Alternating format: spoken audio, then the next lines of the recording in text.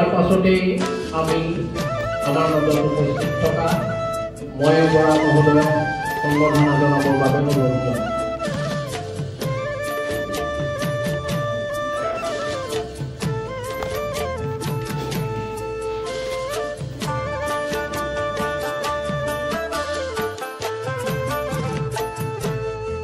সামৰণি ভাষণ ৰাখিবৰ বাবে বিশিষ্ট লেখক চিন্তাবিদ ময়ূৰ বৰাদেৱক আমি আহ্বান জনাইছোঁ। তেখেতে খুব চমুকৈ আৰু খুব ৰসালকৈ সামৰণি ভাষণটো ৰাখি আমাক কৃতাৰ্থ কৰিব। ধন্যবাদ।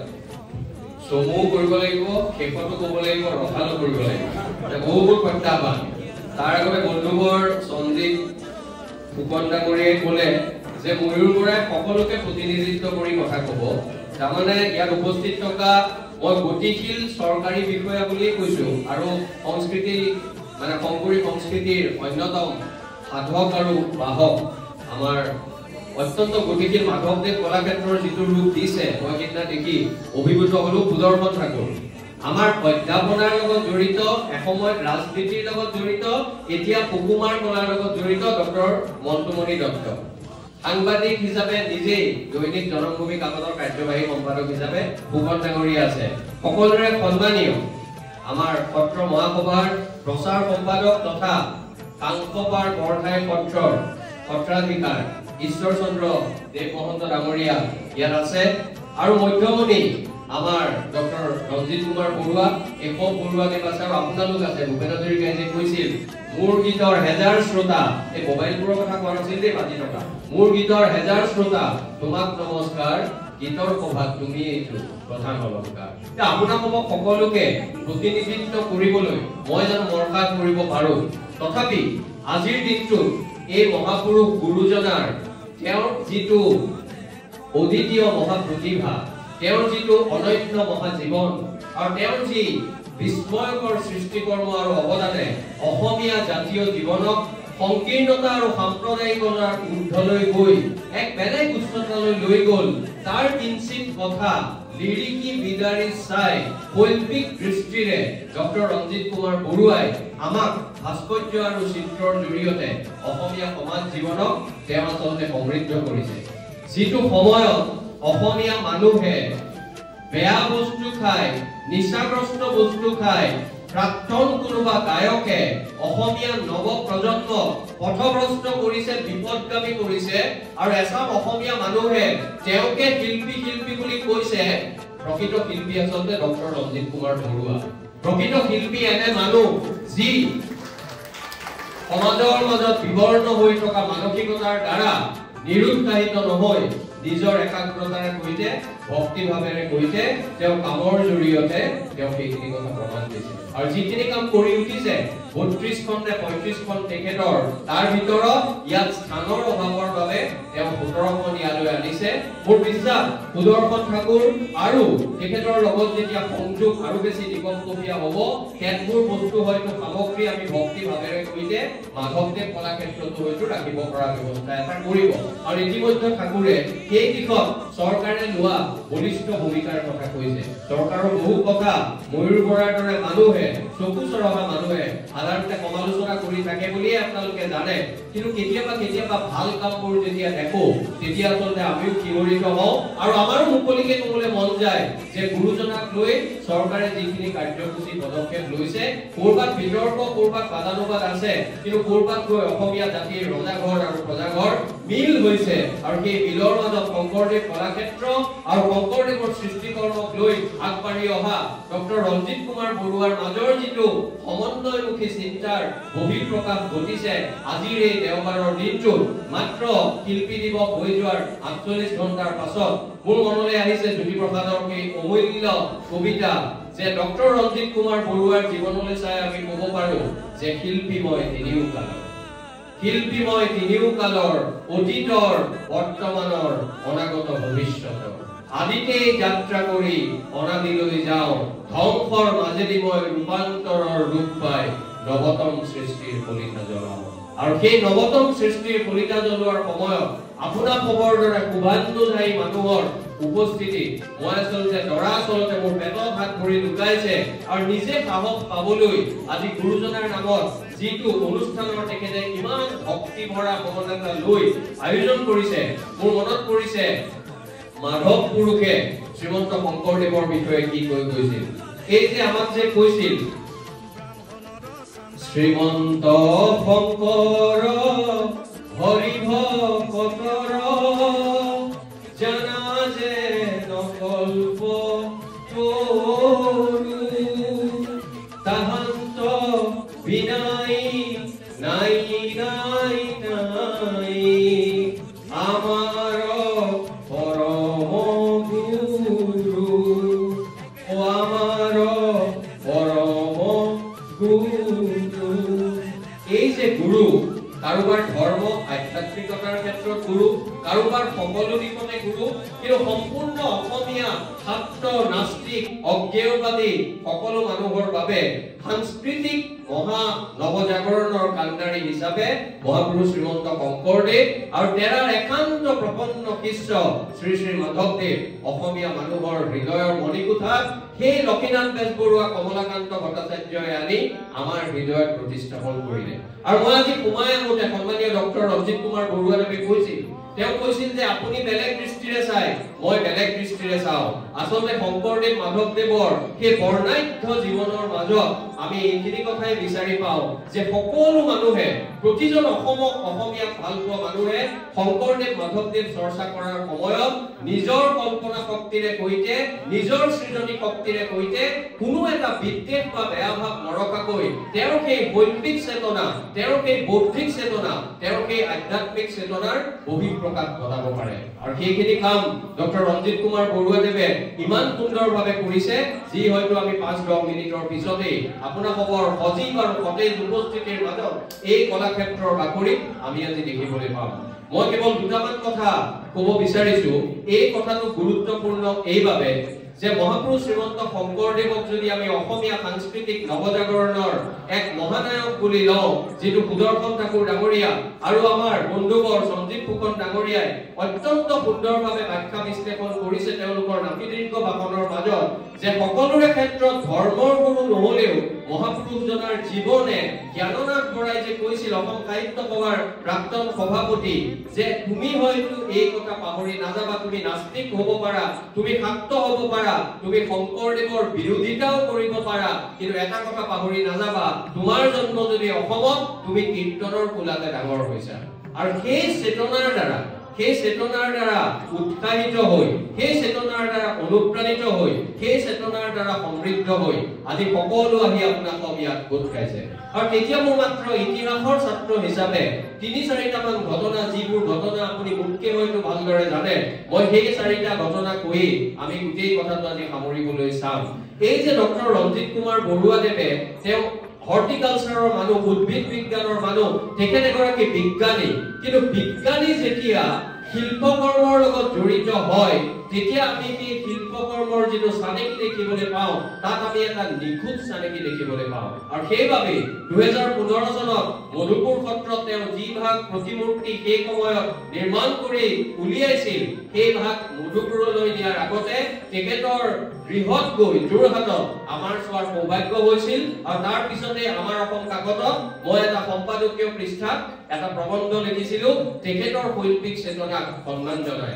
আৰু ভাবিছিলো মনত অকমান সন্দেহ আছিল যে 10 বছৰ আগত লিখিছো এই মানুহজন ইতিমধ্যে অৱসৰ লৈছে এই মানুহজনে ইমান দিন কাম কৰিবনে কাৰণ অসমীয়া মধ্যবিত্ত মানুহৰ যিটো সহজাত দুৰ্বলতা সেই দুৰ্বলতা আপোৱাহৰ কথা মই অকমান সচেতন বা জানো বাবে মই ভাবিছিলো মানুহজনে এবাৰ দুবাৰ কৰি হয়তো নকৰিব কিন্তু আজি নিৰন্তৰভাৱে কৰি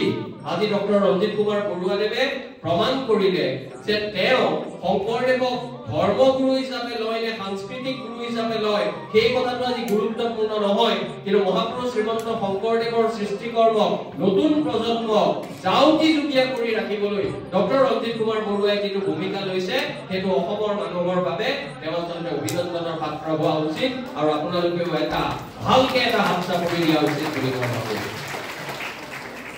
1937 চন ভাৰত স্বাধীন হোৱাৰ 10 বছৰ আগত 6ষ্ঠ শ্ৰেণীত পঢ়া এজন সৰু ল'ৰা দেউতাক আৰু মাকে এনেকে বাহিৰৰ মই অখনিও কৈ আছিলো কিয় মানুহবোৰে কথা কৈ থাকে মই বুজি নাপাওঁ ইমান যদি বেয়াই কথা কৈছো তেওঁলোক বাহিৰলৈ ওলাই গ'লেনো মই বেয়া নাপাওঁ বা মঞ্চখন মোক নিদিলে মই বেয়া নাপাওঁ তিনিবাৰতকৈ অধিক ক'লো অসমীয়া মানুহৰ সংজ্ঞা লৈ সদায় মানুহে আলোচনা বিলোচনা কৰে যে চৰকাৰেও দিব পৰা নাই আছুও দিব পৰা নাই সাহিত্য সভাও দিব পৰা নাই কিন্তু অসমীয়া মানুহে মোবাইলটো যে সংজ্ঞা হৰণ কৰি ল'ব লাগে মিটিঙলৈ আহোঁতে সেই কথাটোও নাজানে আৰু ৩-৪বাৰ কোৱাৰ পিছতো আমি শুনি আছো তেওঁলোকৰ মাত এতিয়া মোৰ কথা শুনি তেওঁলোকে বেয়া পাব কিন্তু বেয়া পালেও অসম আৰু অসমীয়াক ভাল পাওঁ আৰু যিটো কাম কৰোঁ ভালকে কৰাৰ ডক্টৰ ৰঞ্জিত বৰুৱাদেৱে যিটো মানসিকতা দেখুৱাইছে তাক শ্ৰদ্ধা কৰোঁ বাবে তেওঁলোকক মই মুকলিকে কৈছো অনুগ্ৰহ কৰি এই 10 মিনিট সময় তেওঁলোক অকমান যদি মনে মনে থাকে মই ভাবিছো আপোনালোকে বেয়া নাপাব আপোনালোকে ভাল পাব কাৰণ যিটো কাম কৰোঁ আমি সেই কামটো ভালকে কৰিব লাগে মই যে সেই আপুনি আহক আপুনি কথা কওক মই মাইকটো দি দিছো মই ক'ব লৈছিলো 6ষ্ঠ শ্ৰেণীত পঢ়া সেই ল'ৰাজনৰ কথা আসলে মনবোৰ বেয়া হৈ যায় মই যিজন ল'ৰাৰ কথা কৈছো মোৰ দৃঢ় বিশ্বাস সঞ্জিত ফুকন আৰু সুদৰ্শন ঠাকুৰে যেতিয়া জানিব মহন্তদেৱে যেতিয়া জানিব আমি ভাল পাম সেই ল'ৰাজনক যেতিয়া দেউতাক আৰু মাকে তেজপুৰৰ পৰা লৈ গ'ল শংকৰদেৱৰ জন্মভূমি পবিত্ৰ বৰদোৱালৈ তাৰ পৰা ঘূৰি আহি ল'ৰাজনে জীৱনৰ প্ৰথমটো গীত লিখিলে গীতটো কি ক'লে 11 বছৰীয়া 6ষ্ঠ শ্ৰেণীত পঢ়া ল'ৰাজনে ক'লে কুহুম্বৰ পুত্ৰ শ্ৰীশংকৰ গুৰুৱে ধৰিছিল নামৰে তান নামৰে সুৰতে আনন্দত নাচিছিল পবিত্ৰ বৰদোৱাত কোন ডক্টৰ ভূপেন হাজৰিকা তেতিয়া ডক্টৰ হোৱা নাই 6ষ্ঠ শ্ৰেণীত পঢ়া ভূপেন হাজৰিকাৰ প্ৰথমটো গীত মই আৰু ব্যাখ্যা বিশ্লেষণ কৰিব নালাগে তাৰমানে গুৰুজনাৰ প্ৰভাৱ এই যে নীলকান্ত হাজৰিকা আৰু শান্তিপ্ৰিয়া হাজৰিকাই লৈ গৈছিল তাৰ পৰা অহাৰ পিছত 6ষ্ঠ শ্ৰেণীৰ ভূপেন হাজৰিকাৰ প্ৰথমটো সৃষ্টি কুহুম্বৰ পুত্ৰ শ্ৰীশংকৰ গুৰুৱে ধৰিছিল নামৰে তান তাৰপিছত আপুনি বিক্ষিপ্তভাৱে কেতবোৰ উদাহৰণ লওক কবি যতীন্দ্ৰনাথ দুৱৰা আছিল সাহিত্য একাডেমী বঁটা পোৱা প্ৰথমগৰাকী অসমীয়া এই যতীন্দ্ৰনাথ দুৱৰাই এটা কবিতা লিখিলে যিটো কবিতাৰ বাবে তেওঁ অমৰ তেওঁ ক'লে যে বোৱালা ভক্তিৰ খোল বোৱালা ভক্তিৰ মূল দিলা ধৰ্ম দিলা জ্ঞান দিলা ভাষা অসমীক কৰিলা জীৱন দান তোমাৰ জীৱনীতে লিখে এনে খাদ্যকাৰ গোটেই অসম জুৰি বিস্তৃত জীৱনী যাৰ তাৰমানে ভূপেন হাজৰিকাই 37 চনত ক'লে যতীন্দ্ৰনাথ দুৱৰাই তাই 20-25 বছৰৰ পিছত ক'লে আৰু তাৰ পিছত আপুনি যদি জ্যোতিপ্ৰসাদ যেতিয়া এডিনবাৰ্গ আৰু জাৰ্মানীৰ পৰা ঘূৰি আহিল যদি জ্যোতিপ্ৰসাদে 30 বছৰমান বয়সত তেওঁ বৰদোৱালৈ গৈ উঠি অসমীয়া স্থাপত্যৰ নৱৰূপ বুলি যিটো প্ৰবন্ধ লিখিছিল সেই প্ৰবন্ধটো জ্যোতিপ্ৰসাদে কি বুলি স্বীকাৰোক্তি দিছে জ্যোতিপ্ৰসাদৰ সততা অসমীয়া মানুহে আজিও সেই হিচাপত আলোচনা কৰা নাই জ্যোতিপ্ৰসাদে ক'লে যে শংকৰদেৱ ডাঙৰ শংকৰদেৱ মহান মনীষী বুলি মই জানো কাৰণ মোৰ ককা দেউতা হৰিবিলাস আগৰৱালাই কোন প্ৰথমবাৰৰ বাবে 1875 চনত এই কীৰ্তন ঘোষা আৰু মাধৱদেৱৰ নাম ঘোষাক ছপা আকাৰে দিছিল কিন্তু মই ইমান ডাঙৰ বুলি ভবা নাছিলো কিন্তু জাৰ্মানীৰ পৰা ঘূৰি আহি দেখিলো জাৰ্মানীত যিটো এক্সটেনিয়ান ষ্টাইল অফ আৰ্কিটেক্সাৰ দেখিছিলো আজি বৰদোৱাত দেখিলো গুৰুজনাই এই যে প্ৰাচ্য আৰু পাশ্চাত্যৰ মিলন ঘটাব পৰা চিন্তা তেওঁ সেই কথাটো স্বীকাৰোক্তি দিলে আৰু লগতে ক'লে আজিৰ পৰা মোৰ মনত থকা সাহাবী ভূতটো ভিৰাইলৰ মাৰিলে এইটো ময়ূৰ পৰাই নাই কোৱা ৰূপপুৰ জ্যোতিপ্ৰসাদ আগৰৱালাই লিখি থৈ গৈছে আৰু আজিৰ পৰাহে মই প্ৰকৃত অসমীয়া হলো তাৰমানে শংকৰদেৱে আজি 11 বছৰীয়া ভূপেন হাজৰিকাক গীত লিখালে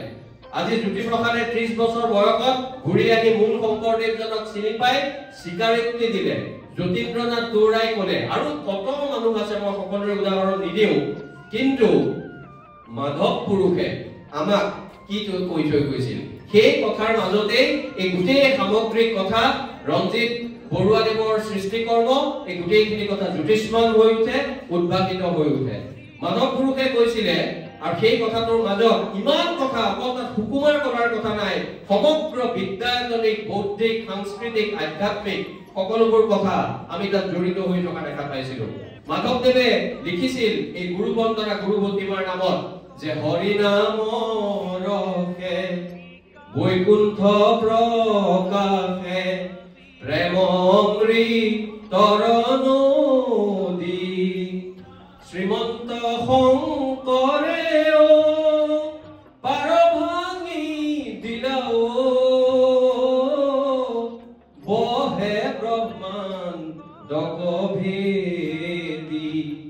এই যে বহে ব্ৰহ্মাণ্ডক ভেদি বুলি কয় মই যদি ধৰ্মৰ লগত ধৰক বৰক সম্পৰ্ক থকা এজন মানুহ হওঁ, তথাপিও মই যদি ইতিহাস বা সমাজ বিজ্ঞানৰ ছাত্ৰ হওঁ, এই গোটেই কথাটোৱে মোক অনুপ্ৰেৰণা দিব পাৰে। তাৰমানে বহে ব্ৰহ্মাণ্ডক ভেদি এই যিটো মথাউৰি ভঙাৰ পাৰ ভাঙি দিলা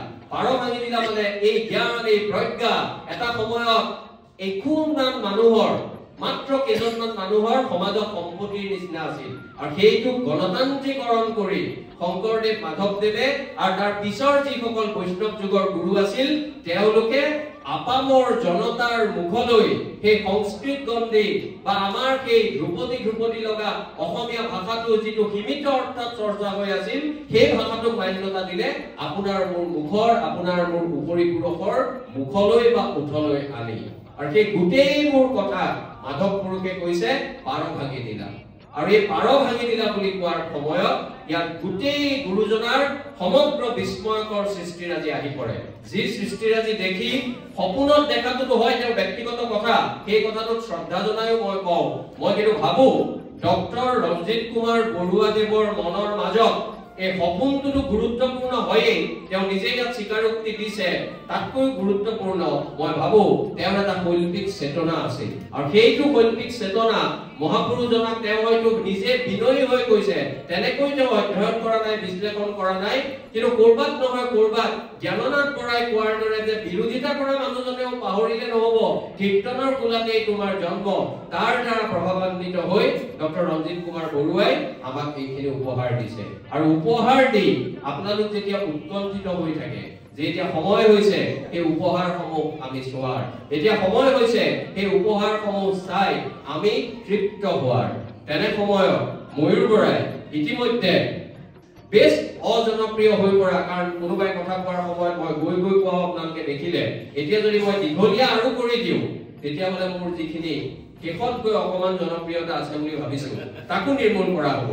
সেই নিৰ্মূল কৰা ময়ো এডাল মথাউৰি নিৰ্মাণ কৰি মাধৱ পুৰুষে শংকৰদেৱক এই মথাউৰি ভঙাৰ কথা যিখিনি ক'লে সেই চেতনাৰ প্ৰতি মই সন্মান জনাই নমস্কাৰ কৰি আপোনালোকক নমস্কাৰ কৰি, আৰু যিসকলৰ কথা ক'লো তেওঁলোকৰ প্ৰতিও মোৰ কোনো বেয়া ভাৱ নাই, কিন্তু অসমীয়া মানুহক কেতবোৰ কথা মুখৰ আগত নোকোৱাৰ এটা মধ্যবিত্তীয় যিটো স্বভাৱ হৈছে সেই স্বভাৱৰ চক্ৰবেহুৰ মাজত মই অন্তত থাকিব নিবিচাৰো। তাৰ বাবে মোক দুখন গামোচা কমকে দিয়ক, 5খন মিটিঙলৈ নামাতক, তাৰ বাবে মোৰ কিন্তু কোনো অনুতাপ নাই,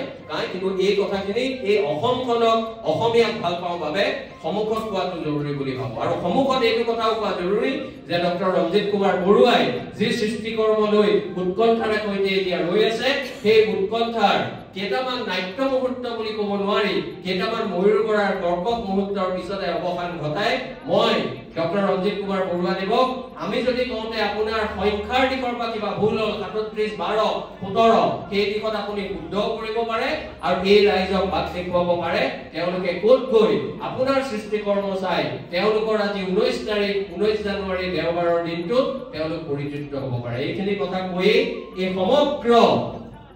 বিষয়টোৰ লগত জড়িত থকা প্ৰতিগৰাকী মানুহক সন্মান যাচিলো আৰু ডক্টৰ ৰঞ্জিত কুমাৰ বৰুৱাদেৱক পুনৰবাৰ নমস্কাৰ জনাই, আৰু মই যিসকলৰ মনত মনোকষ্ট দিলো তেওঁলোকৰ ওচৰত মাৰ্জনা বিচাৰি মই মোৰ বক্তব্যৰ মুখলৈ মাৰিছো। ধন্যবাদ।